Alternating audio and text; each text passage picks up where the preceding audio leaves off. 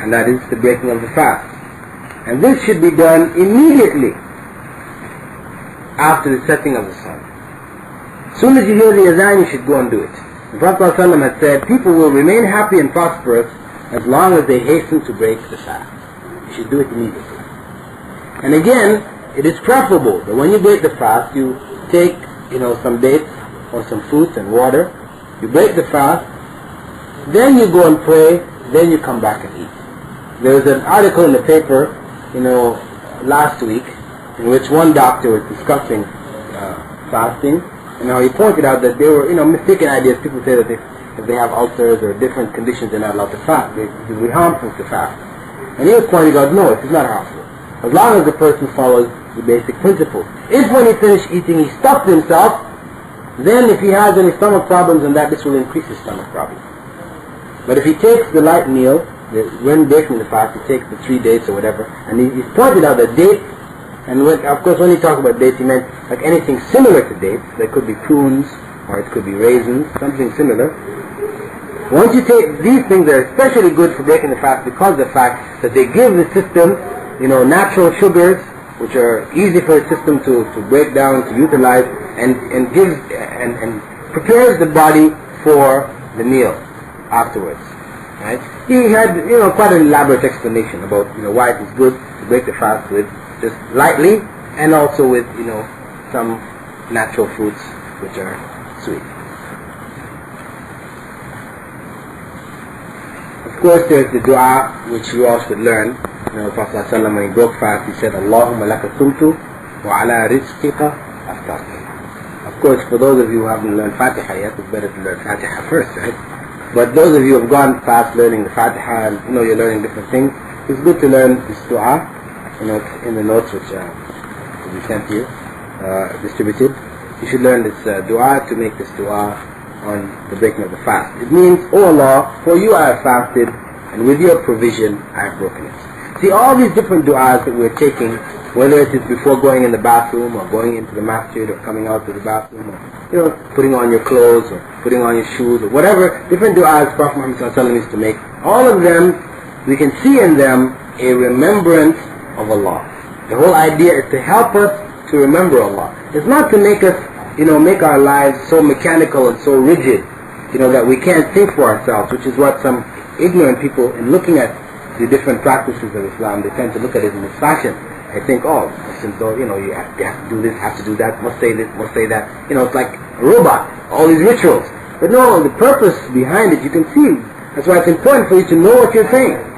You should not be making du'as, etc., without knowing what you're saying. Here it is, Allahumma laka sumtu, oh Allah, for you have fasted. You're trying to purify your intention, to clarify for Allah and for yourself, really, for yourself. Because Allah knows what your intention was. But to remind yourself that your fast was for Allah. Your fast was not because everybody else was fasting. A cultural fast. A cultural fast which has no reward from Allah. The fast must be for Allah. And with your provision, وَعَلَى رِزْقِكَ أَفْتَرْتَ, and with your provision I've broken it. Again, you're recognizing that whatever food, drink, whatever you had there to break the fast, this was from Allah. You're giving thanks to Allah for what He has given you. So this is the value of the dua.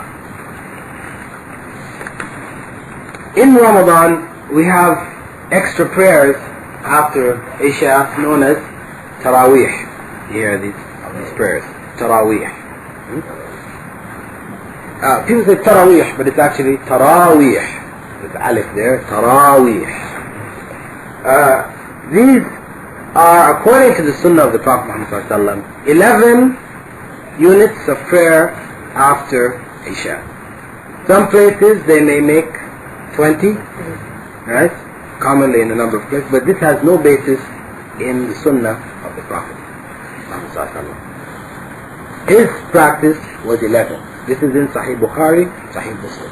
Aisha said that the Prophet Muhammad ﷺ never made more than 11 units of prayer after Isha. And she mentioned that he would do 4 and 4 and then 3. Right? So it could be done in the form of 2 2 and you see them pause. Those who do 11, commonly after every group of 4 they will pause for a while and then they do the next group. It could also be done 4 and 4. You don't have to make taslims after 2. Let's stop the salah after 2. You could actually do 4 also. It's possible. And this is highly recommended, the added prayers. Because again we said in Ramadan we should, all of our various forms of worship, ibadah, we should try to increase it during this period of time. So, إِنَّا أَنزَلْنَاهُ فِي لَيْلَةِ الْقَدْرِ وَمَا أَدْرَاكَ مَا لَيْلَةُ الْقَدْرِ لَيْلَةُ الْقَدْرِ خَيْرٌ مِّنْ أَلْفِ شَهْرٍ. The night of power, worshiping the night of power, is better than أَلْفِ شَهْرٍ, 1,000 months. Prayer in 1,000 months. Right? One would say, wow, if you prayed on that night, it's better or worth more than or equivalent to the worship in 1,000 months. That means if you prayed then, divide 12 into 1,000, you don't need to pray for the next so many years. No, of course. See, this is a very twisted approach. You see, the whole purpose of Laylatul Qadr is not for this purpose. See, because the person who's going to think in this line, right, his worship is not for Allah. A person who thinks in this light, his worship is not for Allah. It's just like some people, for example, I would meet, some people from this part of the world in America, and they're very corrupt. They're going to discos, visiting prostitutes, they're just out of it there in America. And you try to speak to them, listen, brother, fear Allah, control yourself. You're Muslim, So don't worry about this. When we go back, we go and make Umrah, and it removes our sins. This is a very mistaken idea in their mind. That they can do all this corruption, and then go back and make Umrah and wipes out all the corruption. Because true, Prophet ﷺ said, that's from Umrah to Umrah, it wipes out the sins that are between them. But, what kind of Umrah is the Prophet ﷺ talking about here? He's talking about a true Umrah, where one fears Allah and does Umrah for the pleasure of Allah. Not a person who feels that the ritual, he doesn't fear Allah because there he is in America doing all this corruption. Obviously he's not even thinking about Allah. So there's no fear of Allah there. So his Umrah is only a ritual. He is going through the physical acts of going around the Kaaba and he's just tiring himself out. That will not remove any evil deeds.